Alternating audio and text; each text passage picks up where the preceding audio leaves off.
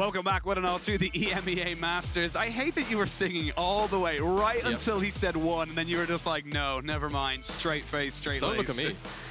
What are you talking about? Now he wants to play it off like he doesn't have an angelic voice. I know, right? We'll get you to sing on cast one day. We will. One night, you'll witness me in a karaoke. Oh, that'll be glorious. Yes. We went karaoke a week or two ago. That was great. I actually did with Rob as well. We did 1,000 miles together. Oh, classic. And yes, classic. and in that moment, the world around us disappeared, and it was just him and I, and like, da-da-da-da-da-da. You know how it goes. Yeah, I don't have to say the rest. I was really hoping you would continue. You guys know how it goes. No need to continue. Yeah. Well, coming back 1,000 miles towards the LEC studio and towards this game. Okay. See that beautiful segue? It's called being a professional. You're very good. We're having a bit of a fun time here. I think this is going to be, you know, we've got ourselves an absolute banger of a game, but we were talking a little bit in the break. Movistar really didn't give themselves any favors, and I think that if they are to kind of bring this one back and just kind of because a lot of the early game was fantastic. They just need to, as you mentioned, dot your I's and cross your T's. Yeah, you know, I think when you have the kind of, the way I'll put it is map state like that, game state like that, the fact that you weren't necessarily using the objectives particularly well, the first Herald, or, you know, stacking up the dragons when they had an overwhelming lead, kind of set them up for a little bit of failure where they don't have a fallback mechanic in the later stages to potentially make unicorns make a bad decision. It's not like they didn't plan for it, because if we go to the 6-minute mark, I wish I could bring you B-roll, but I can't. So just imagine it's just 6 minutes mark. Yeah. They clean out the entire red side jungle, and they just get vision in there. So you reach 7 minutes. Thank you. They still just go around back and forth and mid, back and forth and mid. They can just start up Drake, but then comes around the 8-minute mark, and that's when the Rift Herald already gets put into place, and now all of a sudden they can't get both at the same time. It just gets more extended, more extended. They have to focus Rift Herald. They only get their first Drake 11 minutes into the game, when they could have just done it so much earlier. Ooh, okay. So curiously, because the way side selection, I'm pretty sure only works, is inside of a series, loser takes side selection. Movistar are on red side again. So I'm gonna hope for a little bit of comfort on that, because I've just got confirmation that Movistar did pick red side. So that says to me that they don't inherently believe that the draft was necessarily the issue, nor do they even care about blue side, which is of course. I don't think anyone in game one would have said draft was the issue. Of course, because I mean, I'm just going to spade a spade, man. We all saw how the game played out. It was miserable for unicorns. So we'll see what level of adaptations come through from Movistar. Realistically, I still believe the onus is on unicorns to actually change up their proactive ability to play the game in the early stages. Yeah, question is, does this now open a different first pick now that you see ban already come through? Because the Saya first pick has a ton of value for the reason that Vi is still up and available. You know, you don't have to worry about someone picking that. You can get it on your rotation. With Saya now also being banned. And he's up. And he's up. Jayce is up. Yep. Plenty to kind of go for here. What should be like B1 Maokai? Oh, God. I mean, I think I said it yesterday. BDS. I think I said it on the desk yesterday. Personally, I don't like Maokai B1. But that's why I said that. There's no particular... Oh, my God. Please don't. Okay, I mean, explain to me why, if it gets... Wait, hold up. Hang on. Everyone hold your horses now. Okay. I just feel like it gets outskirt. Now, obviously, Maokai's not picked for the early skirmishes per se, but I feel like early game, the first 5, 6, 7 minutes are so important for the pace setting of a game a lot of the time, especially in this meta that we see, where if you pick something like the Wukong into it, a lot of the times, you're just going to run into 2v2s or 3v3s, which oftentimes you end up losing. Now, Maokai obviously brings a different flavor of game later on, where it's all about the objective setup, making it in front of an objective first, and that's where his strengths obviously lie. And in that facet, obviously the champion is awesome. But I feel like I personally just favor Skirm. I'm from the LPL now, man. Skirmishing is just king. Go on, bro. Just say it. Skirmishing is just king. But hold on. Like, oh, yeah. Yeah, because I feel like what makes the most sense to me is that you pick Annie here, you can flex that through, your third pick your jungler, so you don't give over the Annie. Well, that didn't happen. So let's see if now Unicorns of Love, do you want the Annie? I mean, I guess the big thing that you could immediately take away, like you could go Jinx Annie and feel pretty happy about this rotation, right? Like I don't think there's much a problem with that if you're unicorns. I guess there's a lot of cleanse value and Merc Treads value, I guess. I'm reaching, but Annie is just such a powerful champion that you don't really care. Also, Jayce was still up, so now they have, you know, the kind of very strong, tried and tested duo of, you know, setting up around objectives and finding poke really, really efficiently. Absolutely, and the thing is as well is that, yes, you know, the Maokai, fair enough, you're not big into the skirmishing power, but it opens up that this is now a flex. It can go mid, it can go top, you can put it into either side, depending on how you want to kind of finish off your draft. interesting to see what they will actually want to finish it out with, because right now it's just straight up AD carries. So that's the Varus as well. I mean, at this point in time, if no one wants the Annie and they've said that, yep, just say it, and then you can just wait for it later down the line. Now, with a Nautilus coming through and a Varus on this side, I feel like you have to get rid of the Braum. You have to get rid of some of the Tom Kench here so you can actually have that lockdown that you're looking for. Yeah, I think Tom Kench as well, really, really powerful ban for Movistar. And I think Unicorns have just effectively already locked in a poke comp. I'm just going to say it. Yeah. They've got Jayce, they've got Varus, they've got Maokai. This is all about setting up in front of an objective and using the poke damage on that 2-item spike as hard as you can to make the lives of Movistar miserable. So what do you do when you see a poke composition? It's kind of like if you imagine rock, paper, scissors, right?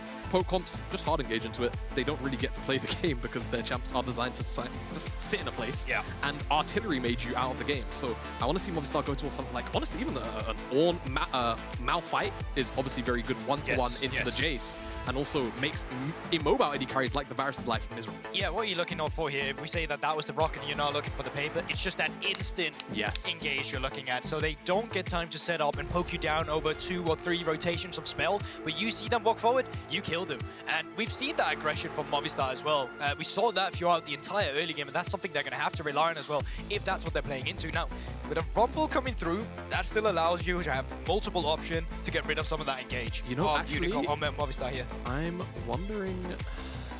I feel like Unicorn should remove Sion. What are you wondering? I think they should ban Sion, because if they're gonna go double poke, Sion is gonna be really unkillable here. I mean, I guess there is the option of maybe going, you know, kind of a hybrid AP build on Varus to try and remove, you know, the tankiness of a front line, but I think Sion ticks a lot of boxes. Ken and I understand because, you know, flanking, snap engage, team fight, yeah, it can be a bit of a thorn in the side to deal with, but I feel like for Marky, mid jungle as well is always going to be powerful. Dive here for Fresskowy with the Ahri. You could have also got something like Lissandra, even blind. I think it's okay with a kind of composition like this. And now Marky's got R5 in a position where, I mean, sure, he can get a volatile bruiser matchup, but if they go towards a full tank with engage, it's going to feel kind of difficult for Unicorns to play out in the early stages and also in the mid game right before those item spikes come. They're spending a lot of resources to set their top lane up for success here as well. Yeah. You can already see it because first game really did not go in Marky's favor. So the fact that he's now allowed to have that R5 instead to really put him in a matchup that is the most comfortable he can be could be to bandage what we saw in game 1. I mean, he had it in game 1. He picked the Jax into the Fiora. That was the big thing. I know, I completely agree with you. But given how history has gone, it really was literally this exact kind of setup. They were R4 the mid lane. They go down towards that last pick, and then it's still, you know, you're still going into effectively a losing matchup. Now, though, I would argue you have a lot more options available to you because the Olaf's just going to be able to run at people. He's not going to be dealing with a silent as much. Yeah, I'm not sure how much you want to make this a poke camp now. I feel like you just go for that on-hit Varus. You have the Leona, you have the full engage, you have to send it as well with the Maokai when you start these engages. And it is just going to be the Jax again on the R5 as well. Let's see if Marky is a bit more comfortable going into the Olaf matchup. Yeah, we'll see how Marky navigates this one. Obviously, Olaf, you know, takes control of a lot of early laning phases. There's also an adaptation of just maxing E instead of the undertows. That can also kind of just get through the Counter-Strike damage. So we'll see exactly how Unicorns decide to pilot this. Of course, they've got the option of going poke. They can obviously still send Varus into an on-hit build if they want to kind of play more front-to-back team fighting. I think it's very versatile from Unicorns, but from Movistar, a little more straightforward. Now I'll go back to laning phase of supports here with Nautilus into Leona matchup. Quite often, you favor that as Team Nautilus. Now, reason being that you can hook them out of Zenith Blade. Much like Thresh often stops the Zenith Blade with a Flay, that's the same interaction you're looking for to play as a Nautilus. So I think Leona will have a really hard time actually ever locking down that Zeri. And Supa should also have gone for the cleanse in that instance. Lots of cleanse value against Silas, against the Maokai, against the Leona, against the Varus ultimate. Just all these things that you know is going to be layered on top of you. Well, the compositions are locked and loaded. I think Movistar, look, the game plan for the first 20 minutes in that first game was solid as hell. You just need to clean it up a little bit. Unicorns, you showed us your gusto and your grit to be able to get through that game and still come out on the other side with a hell of a lot of bruises, but the W nonetheless. We are jumping onto the rift for our second game of this best of 5 with Unicorns 1-0 up. Immediately, I just want to highlight Marky has Ignite. So I think there's going to be some scrapping in the top side, boys. I'm going to show me the roots. Oh, yeah. Get them runes up right now. Get them up. There they are. Ah, not fully what I wanted for Alvaro, but we are getting the Aftershock Nautilus. This matters a lot when you're playing into a matchup against a melee like Leona. Now, if you were me, you were looking for cheap shot and relentless hunter to just look for these kills, the extra damage. You're going to go Emax. Emax has a lot of value. Turbo broken for solo queue. Abuse it while you can. Gave me Masters, and I'll tell you, my negative was negative on the other champions before that happened. Yeah, so I'm gonna be real with you guys, as casters will talk about their solo queue dot 101 again for the 1 millionth time. I played with Gorborg for many years, and if that can give him Masters, it can give you Masters too. So that is my point. I don't know why you're burning me. I was in the middle of burning myself. because now it feels a little bit better. Yeah, now it seems like you're not being humble. Now it seems like you're just bad. Yeah, but why would you do that? I don't know. That's so rude. I don't know. Honestly, that's so rude. Why would you do that? All right. Game, fellas. Game. Coming back into this one here, we can see, where this is going to go. Obviously, we talk about the bot lane matchup a lot.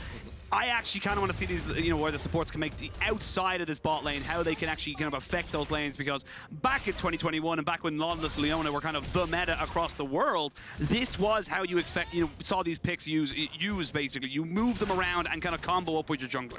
Yeah, I mean, I feel like for Movistar here, it's going to be a lot of what you just said, right? Trying to combo up with jungler as much as they can, so a lot of this is going to come down to lane priority. Right now, Movistar just getting the first wave prior, but we'll see how things bounce back and forth because Varus is a very dominant laner. Bad early trading pattern for Supa there. He was trying to hit the wave at his Q, but he didn't actually hit it, so Funky just got 2 auto attacks back on them. They still get the priority through, but it's just small things to pay attention to. And yeah, that right there is also why it's going to be difficult for Leona to actually ever find an avenue and get aggressive. There's just a lot of mobility in Zeri, isn't there? Yeah, being able to dash away from the Zenith Blade. Yeah, very, very strong tool.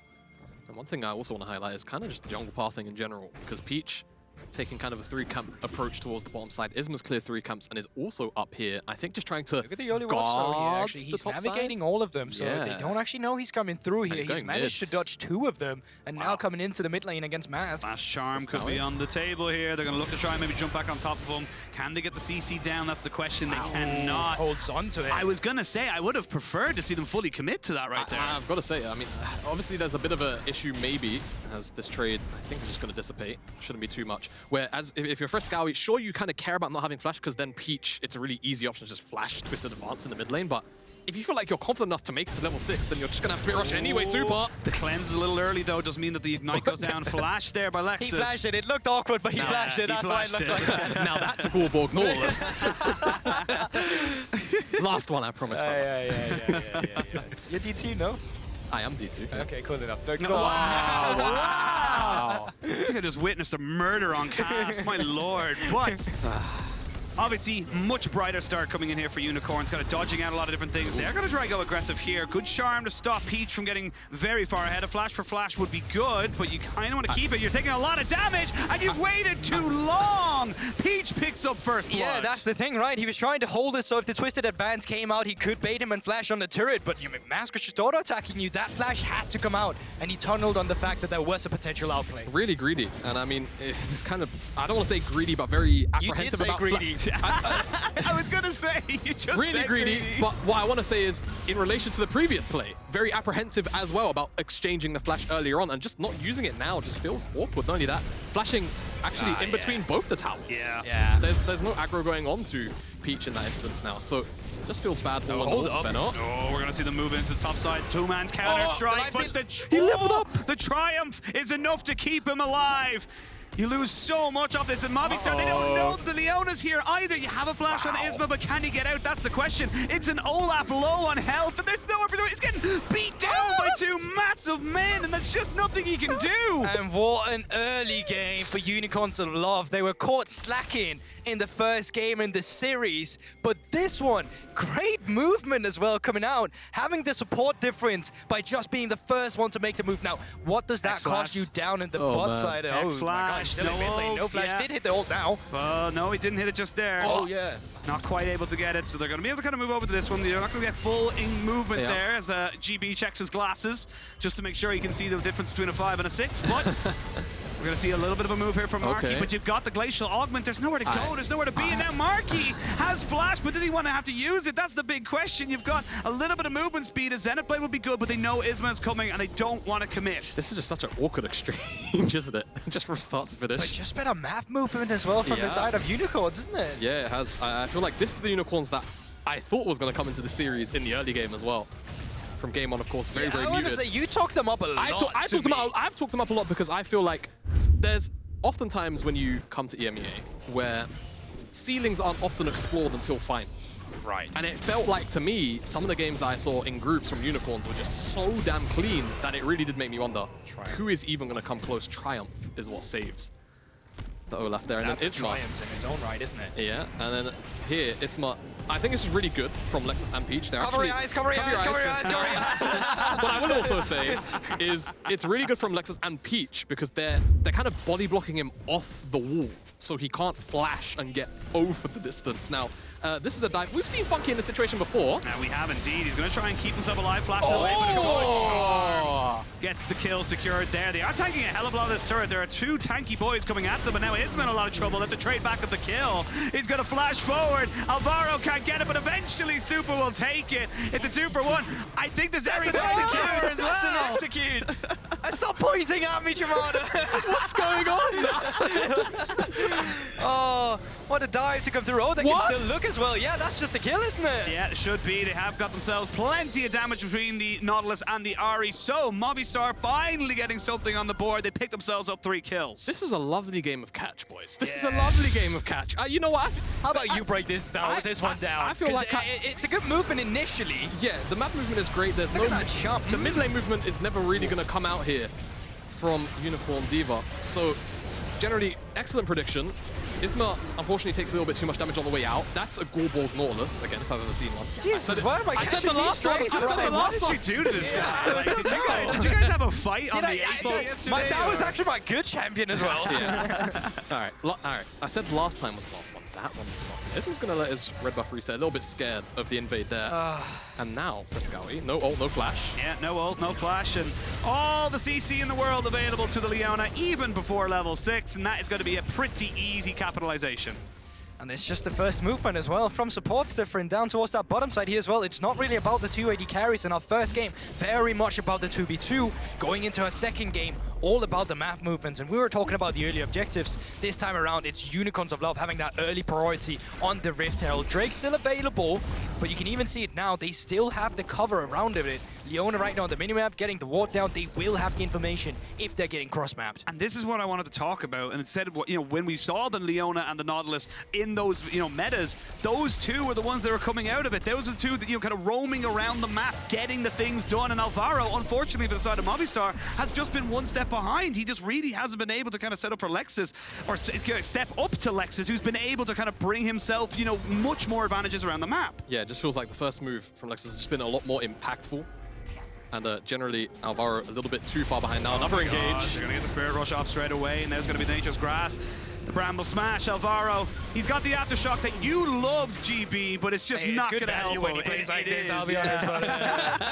Hey, I mean, that's just the setup again. Like the setup, they saw they were around the Drake area. It's that one ward they had. It gave them the information. They regroup again after the resets on Herald, straight into Drake, pick up another one. So first 2 objectives, earliest than we saw the first one as well, should go over to Unicorns. Yeah.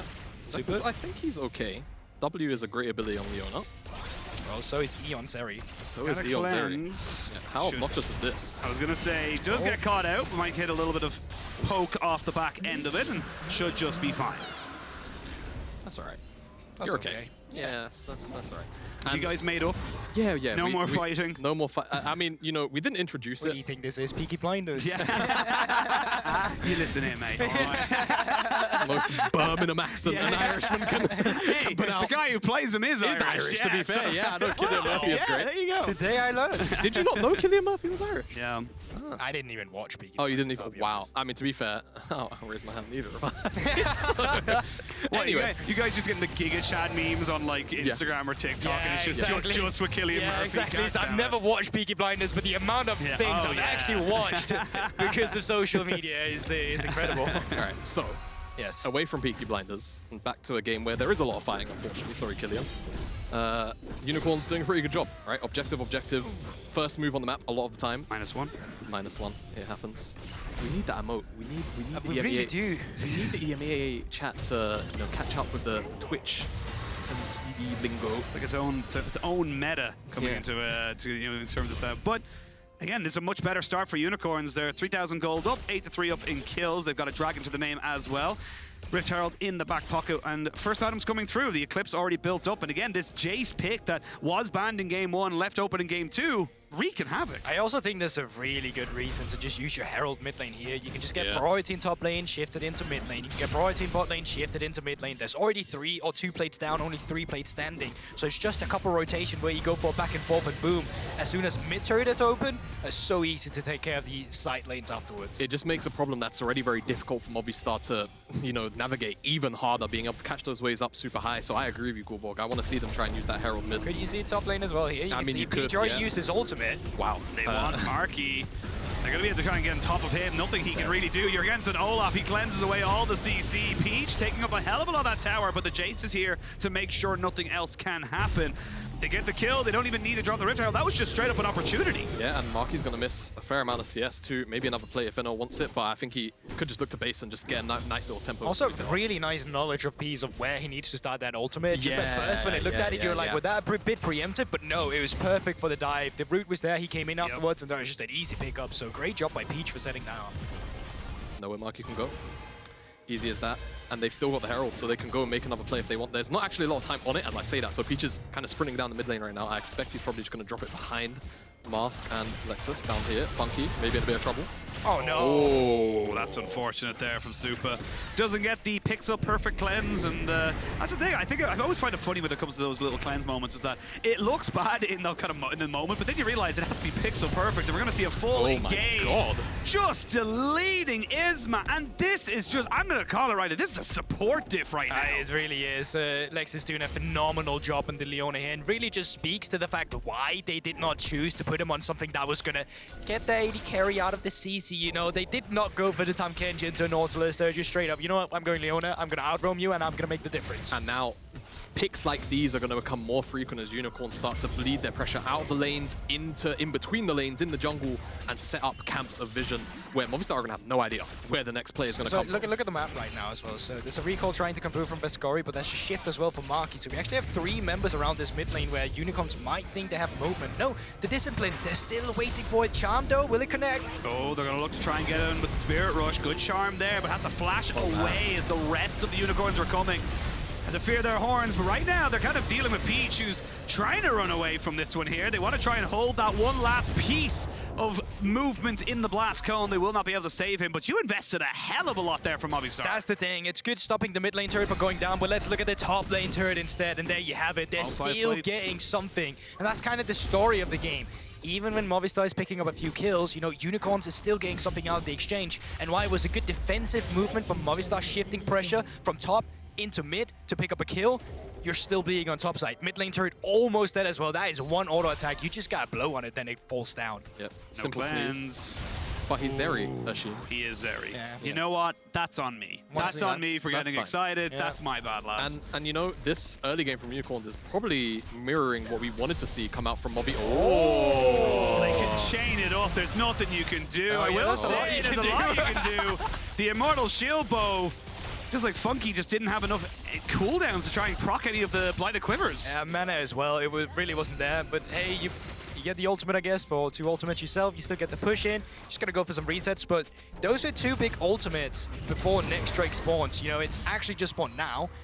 Little bit of late reset. You still have wins in terms of we got mid lane turret, we got top lane turret, but the resets haven't come through for that to matter just yet. So there's a small window where potentially Movistar could be cheeky, but their own AD carry haven't backed either.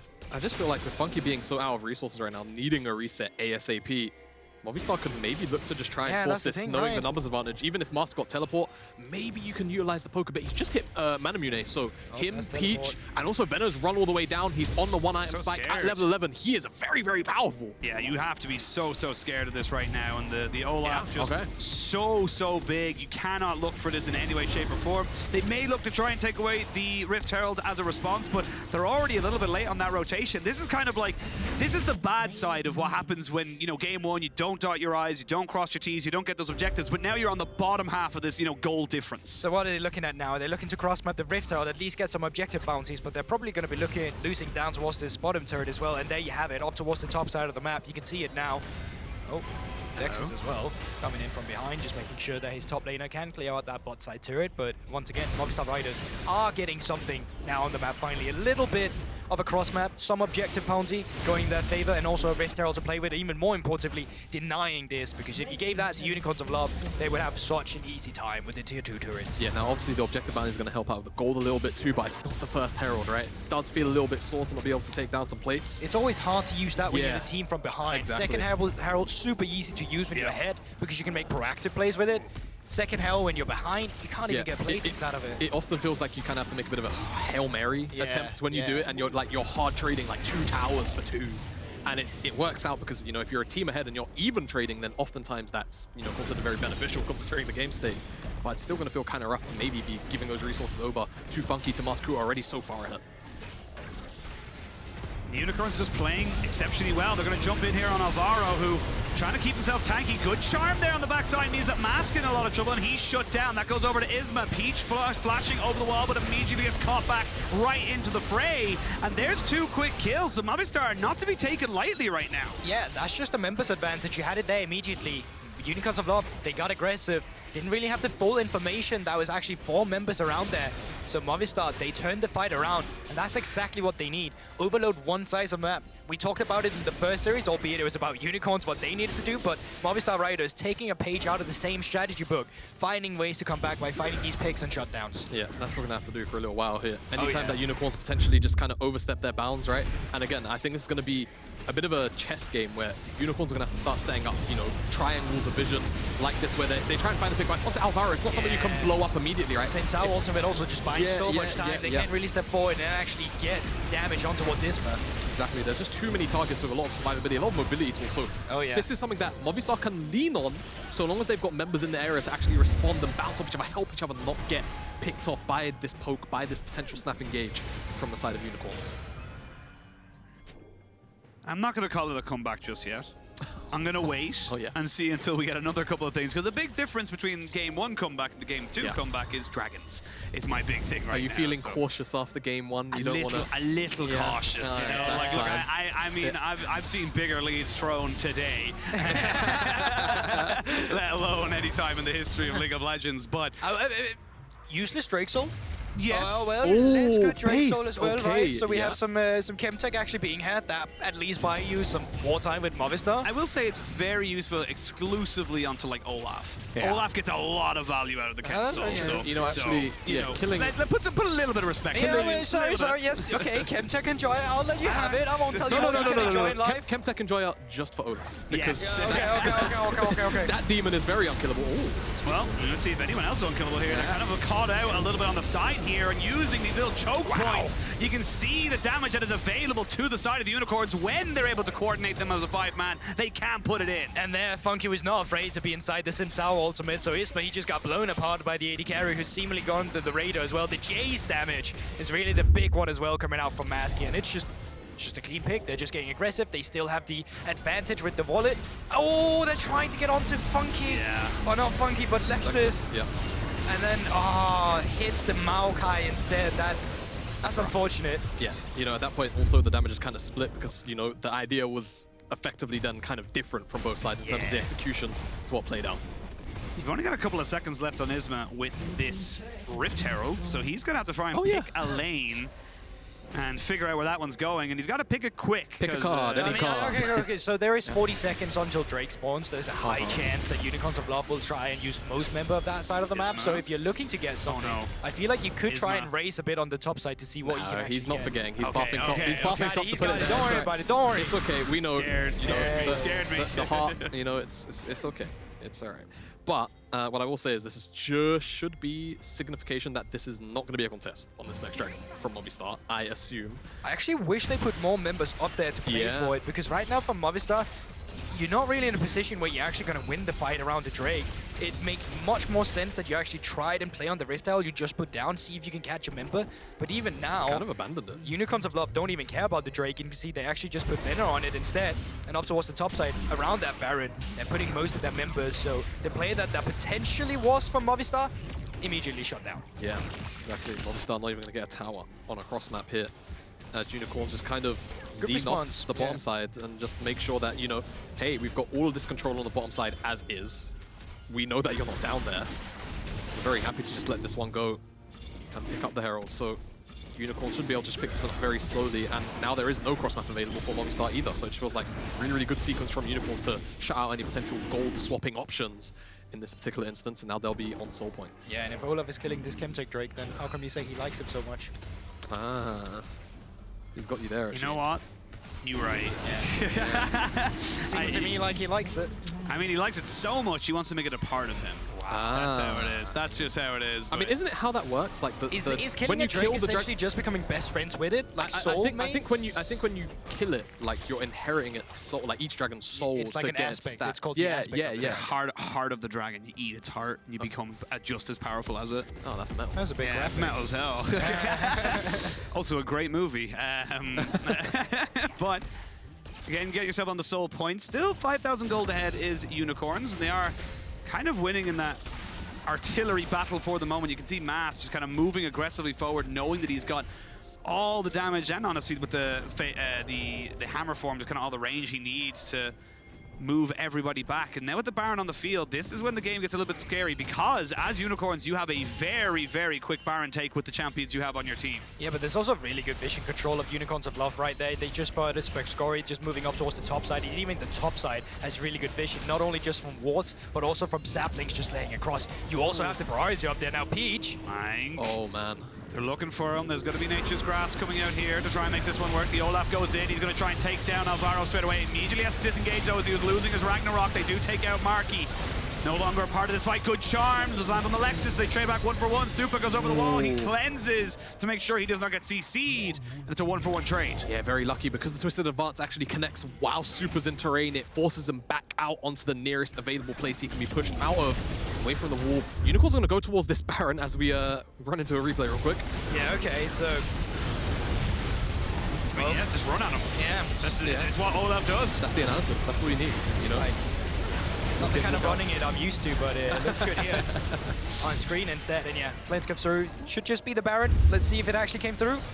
It did. It did. Okay, cool. That was really what I cared the most about. Oh, wow. Yeah. I mean, Venour doing his job, though, right? You can see how threatening he already is. Just the backline as Fresskowy, speaking of threat, is going to be fine as he walks away from Mask. So no big danger as of yet. Come back into it and see.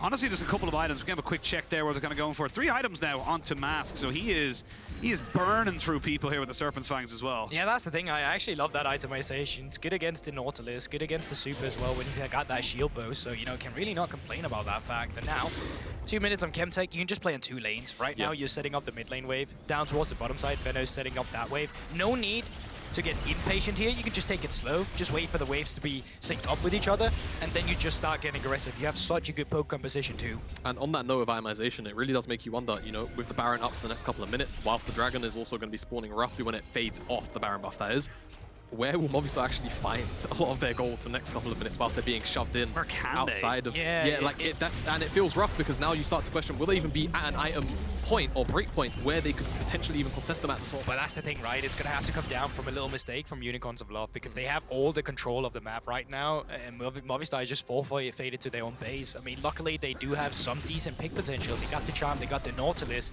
but even if you connect on that, you kind of need a man advantage, or just find Funky completely out of position on Mask, because most of the time it's Peach, it's Venour, it's Lekcyc in the front line, and hooking them don't really do anything. I mean, look, unless there's a wild turn of events here with Marky getting a god tier flank, but he's already been spotted out. They're going to jump straight away on top of him and just burn him down. He's got himself the counter strike, but he's in a defensive manner. The Maokai ultimate coming across from perfect angle to stop any kind of retreat. The Jax is dead, the Nautilus too. Sure, we'll throw the Xin Zhao into the death realm as well.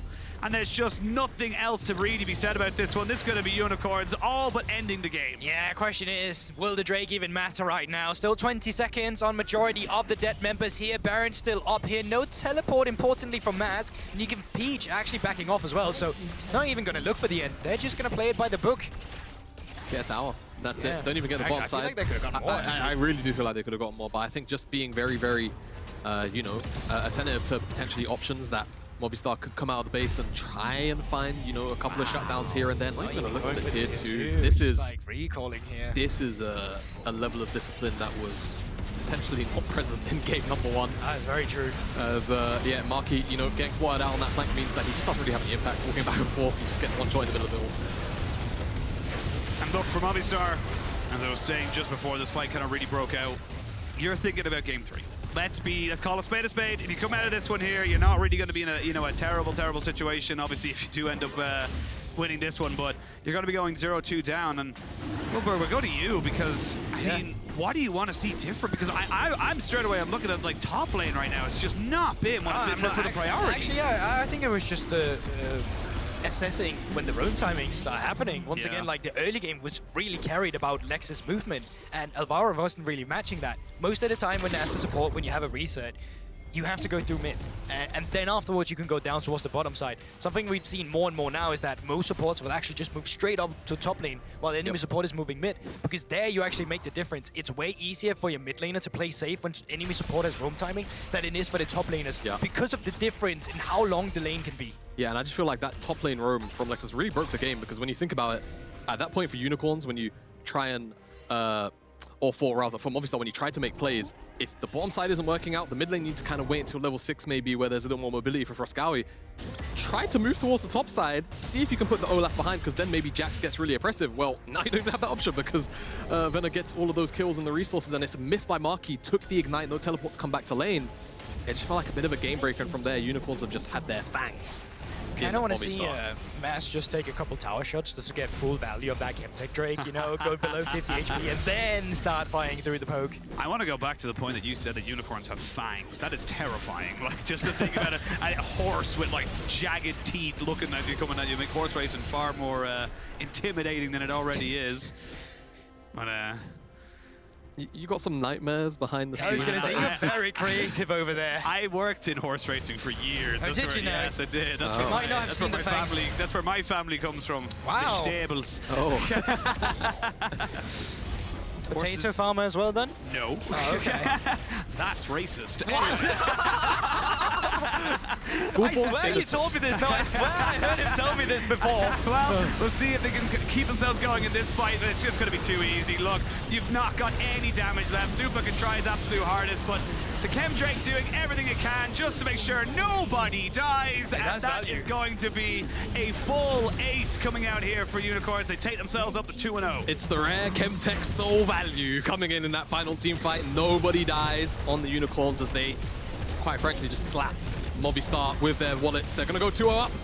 Like you said, Ashin, and for Movistar, big adaptation has to start coming through, because that game 1 has got to be a tier 1 to now get kind of pushed aside in this game number 2, where the brain's going to be at. Yeah, speaking of adaptation, Unicorns of Love really just shifting the pace of that early game. That was like, it was completely different than what we saw in game 1, where it's very slow-paced, very methodical in terms of Movistar's approach to it. They were finding all the picks, and then go into game 2 and it's just like, here's Lekcyc, now he's top, now he's mid. You guys want to go Drake? That's not cool, because I'm standing around here with a ward while we're taking Rift Hell. Just the map movement of Unicorns of Love, especially in the early game, was just superior. Absolutely. I love that you make a point about that, because again, it's proactivity. There was never any real reactions as such. And the 1 or 2 times we saw Movistar be proactive was actually decent. They got a couple of kills, they stalled out the game, but it just felt like Unicorns far more comfortable to be able to kind of move around the map. Like you mentioned, big support diff there. Lekcyc was that first top lane gank, just felt like it just blew open everything. And then, I mean, I gotta feel bad for Alvaro, because there's nothing you can do as a Nautilus then. You're gonna want to go in, but you're just not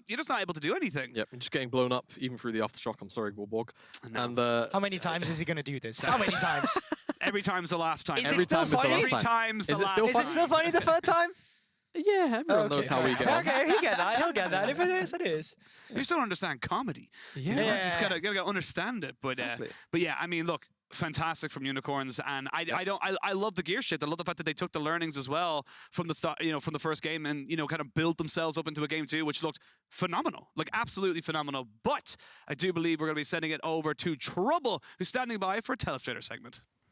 Thank you very much, guys. Fantastic cast so far, and what a fantastic game 2 coming in from the Unicorns of Love.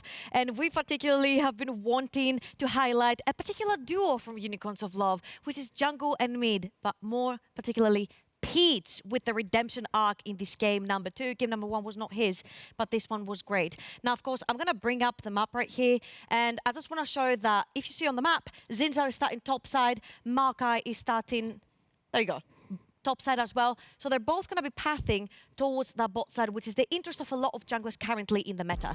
If I keep playing my clip right here, you'll see that as Maokai is clearing towards the bot side of the map, Zhao will do the golems as well, and then he will try for a cheeky gank in the mid lane. Now, the second this Zhao shows in the mid lane right about now, this is where the bot lane from the side of Unicorns of Love get their sign to start pushing. Zhao is pushing towards the top bot side of the map, but their Maokai is there to cover that one up. So if I'll keep playing this, that is a failed gank from Isma in the mid lane, and he has showed on the map. They know that this jungler is going towards the bot side of the map. So what does Peach do? He mirrors that. Then the bot lane gets a fantastic trade towards the bot side of the map. They get priority on that side, and they keep pressuring the map. As we'll see again here, the gank by Isma didn't really work. Charm didn't connect. We'll keep playing the clip. There you go. Maokai, he spotted the Zhao going towards the bot side. He'll clear his wraiths, but look at that. They have spotted now that the Zhao is towards his bot side jungle. He's got only 2 camps remaining. So what they'll do from the side of Unicorns of Love is that they'll shove in that bot lane. Therefore, their jungler will have the first move into the river, with bot lane being able to roam first. Peach gets in the river, puts down the ward, spots Isma on his gromp, takes that Scuttle Crab, and he's like, great, now I can sprint it to the other side of the map and get another Scuttle Crab. A very unfavorable trade right here from Fresskowy means that he gets a kill as a freebie in transition. So as this goes on in the mid lane, he transitioned towards the top side of the map. Isma cannot follow because his mid laner has actually died. And if we keep playing this clip, okay, clip will end, but if we play in this situation, you'll see that the Maokai will move towards the top side of the map and get another kill on the top lane, and the Scuttle Crab. So double crab, 2 kills on the map, spotting the jungler early, getting your bot lane ahead. Peach was absolutely all over the map.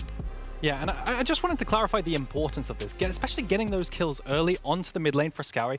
This is a very classic example of the meta kill first target composition from the side of MRS. And when you have a kill first target composition, you need your damage dealers to be able to one-shot when you engage on that one target. This is really important, especially into the poke composition, which is, again, very meta with the Jayce, Maokai, that you can actually commit and kill this target. Otherwise, they will just continue to outrange you and poke. But they put Fresskowy behind, which means anytime they engaged on one target with their single target burst, the damage wasn't enough. And that's why all the team fights later on, they just kept going the way of... They kept going the way of... I've mind blanked. What's the Unicorns of Love. Unicorns of Love. There you go. Yeah, it kept going their way indeed, and it felt like a lot of confidence, but also a lot of composure and discipline that we've seen from Unicorns of Love this time around, something that we said we wanted to see. But another thing that we really highlighted earlier on was their draft. We wanted to see a couple of changes because we were not looking forward to a 22-minute potential stomp. So looking at the draft and the picks that we've seen come out from Unicorns of Love, it feels like they really just want to take the game by the reins. You didn't like the draft over game 1. You said it was a little bit more difficult to play. It was just a warm-up, guys. This draft, I feel like, was more playable. And the most important thing that I liked is that they put Peach and Mask on 2 very intertwined champions. The Maokai AP damage dealer together with AD mid. A lot of poke on both of them.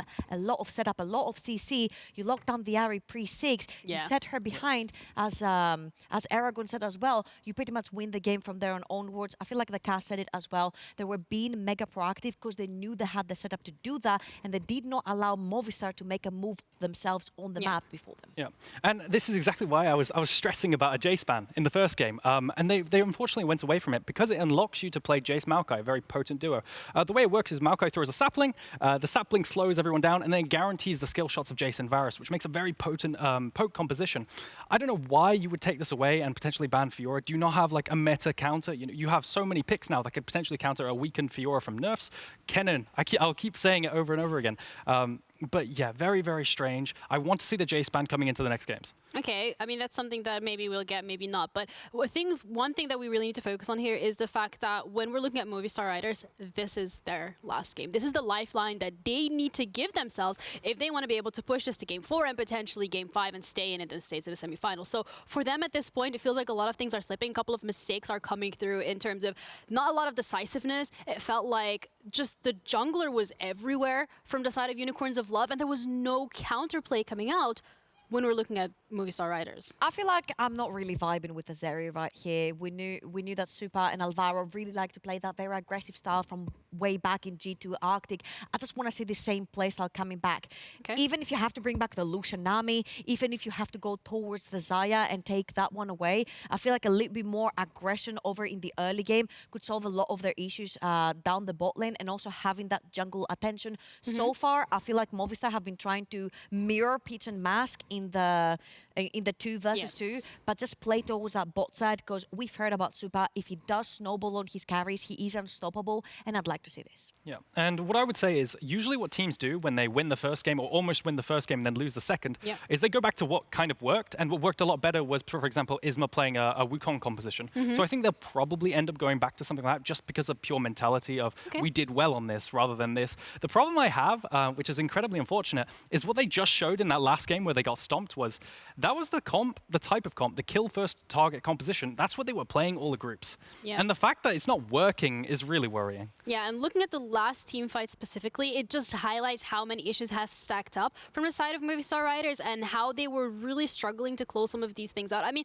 the team fights, again, felt very one-sided. Could bring it down to the draft, bring it down to the leads that a lot of these laners have had. But all in all, Movistar Riders need to really pick it up. I feel like in this particular one, I think the draft is very straightforward from the sort of Unicorns of Love. See champion, kill champion. You see champion, you engage, you have Leona, you have Varus to engage, if you will. You do have the Maokai as well. So whichever champion gets stuck on any type of CC first, that champion ends up going down. On the other hand side, I see that they're sticking to Jax.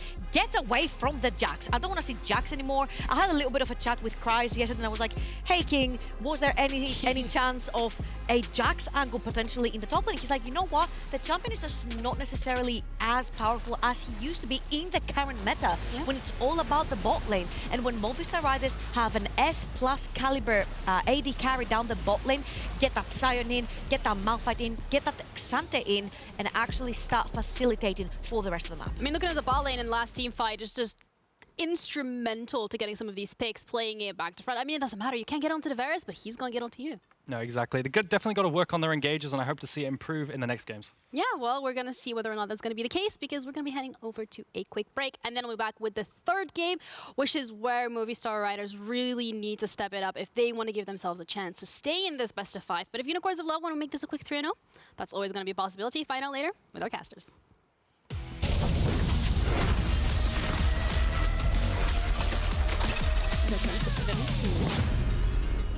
You okay? You're gonna make it! You're gonna make yeah, we need to go. Come on! Sorry, Stay my with, bad. work with me, yo! Work with me! We're nearly there! We're nearly there! Come on, let's go! Oh, Trev. Help. Mark, you've done too much, dude. What can I get you? Give me that.